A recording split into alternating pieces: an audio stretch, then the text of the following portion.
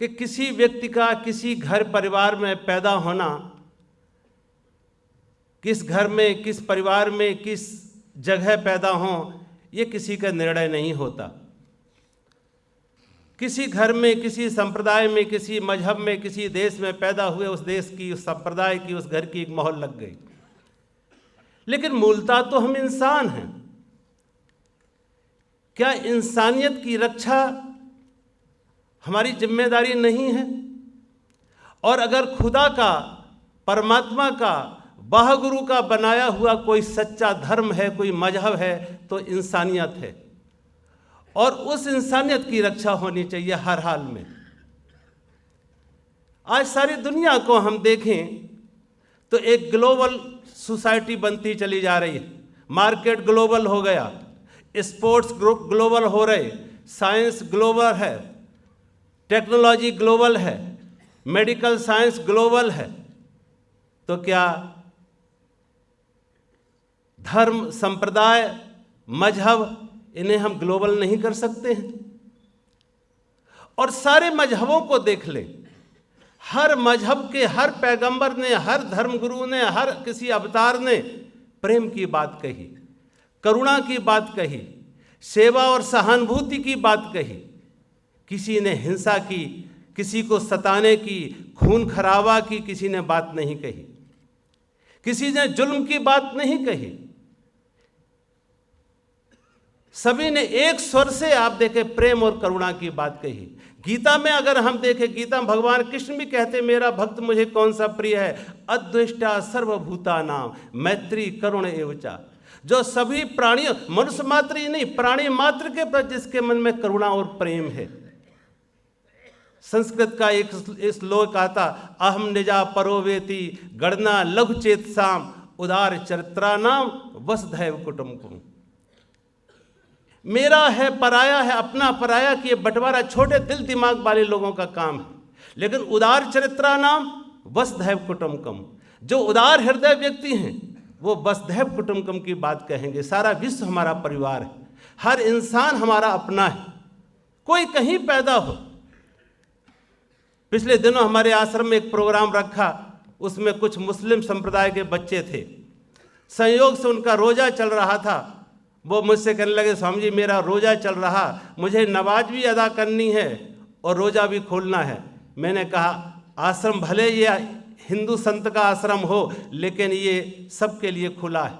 तुम अपना यहाँ रोजा भी रख सकते हो, यहाँ नमाज भी पढ़ सकते हो, और वो सभी सारी सुविधा। इंसान पहले है। हमारे आपके बीच में तमाम तरह की पूजा पद्धतियाँ भिन्न भिन्न हो सकती हैं, लेकिन आखिर तो हम इंसान हैं। एक ही परिवार में चार भाई चार तरह की सोच लेके चलते हैं, लेकिन दिलों से जुड़े होते हैं।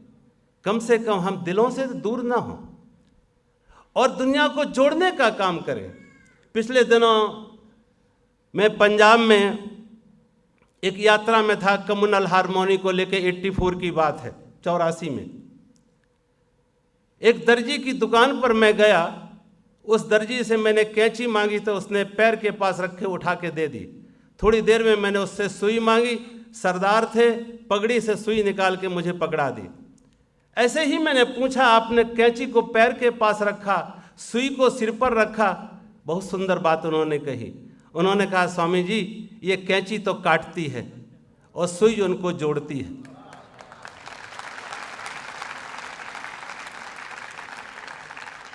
जो जोड़ते हैं दिलों को, जोड़ते हैं इंसानियत को, वो सिर पर रखे जाते हैं, उनका सम्मान होता है।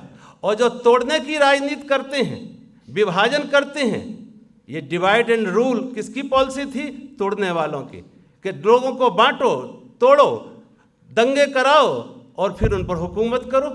ये नहीं, इंसान हुकूमत करनी है तो दिलों पे हुकूमत उनकी होती है जो लोगों को जोड़ते हैं। आज हम इमाम हुसैन साहब को याद क्यों करते हैं? उन्हें इसलिए याद करते हैं कि उन्होंने अपनी शहादत भी दी, लेकिन उन्होंने जुल्म के आगे सिर नहीं झुकाया। इंसानियत की रक्षा के लिए, मानवता की रक्षा के लिए, धर्म की रक्षा के लिए, सही मूल्यों में धर्म, उन्होंने अपनी शहादत दी। उस शहादत में मैं कल पढ़ रहा था, 80 वर्ष के उनके एक दोस्त थे हबीब, और दूसरी तरफ उनका एक 6 महीने का बेटा था अली असगर तक। वो युद्ध नहीं चाहते थे, वो तलवार लेकर नहीं गए थे, लेकिन वो जुल्म के आगे सिर नहीं झुकाना चाहते थे, अन्याय को कबूल नहीं करना चाहते थे।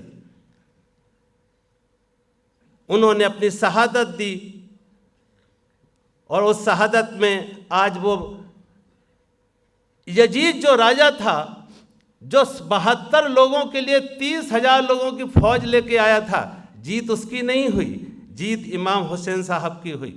आज वो मर के भी दुनिया के हर दिल पर उनका राज हुआ।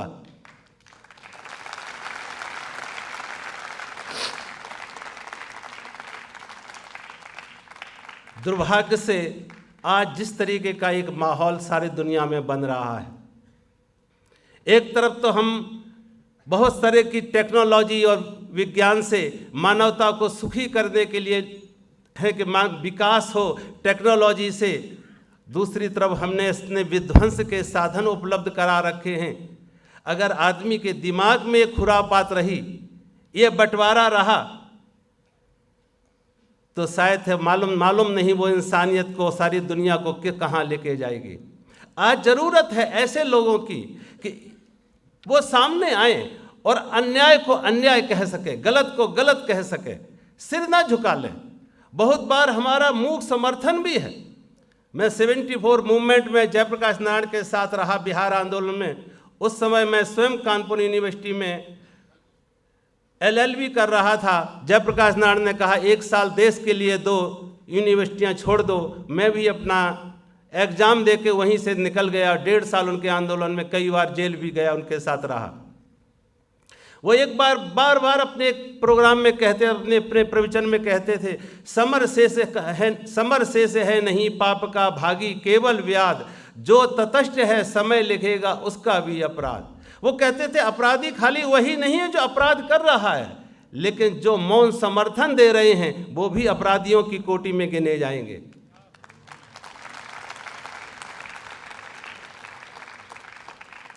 इमाम हुसैन साहब भी अपना मौन रह के अपनी ज़िंदगी बचा सकते थे, लेकिन ये उनका मौन रहना यजीद जैसे जुल्मी राजा के लिए इसका एक समर्थन हो जाता।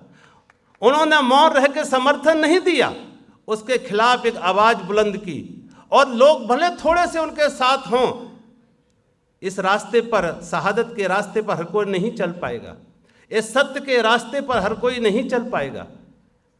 जो अपनी शहादत देने को तैयार हों, वही सत्य के मार्ग पर, वही इंसानियत के मार्ग पर, और वही इसलिए आज भी जगह जगह हम कि उस किताब में जब पढ़ते लिखते थे सेवियर ऑफ ह्यूमैनिटी, वहाँ कहीं ये नहीं लिखा, मैंने पढ़ा कि saviour of Islam, saviour of humanity.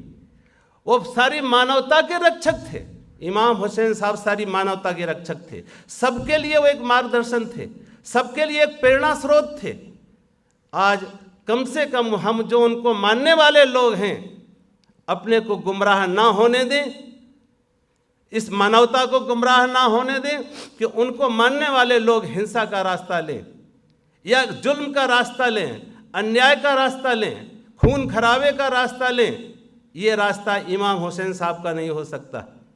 इमाम हुसैन साहब का रास्ता मानवता की रक्षा का था। किसी निर्दोष का खून बहाने में धर्म नहीं होता है।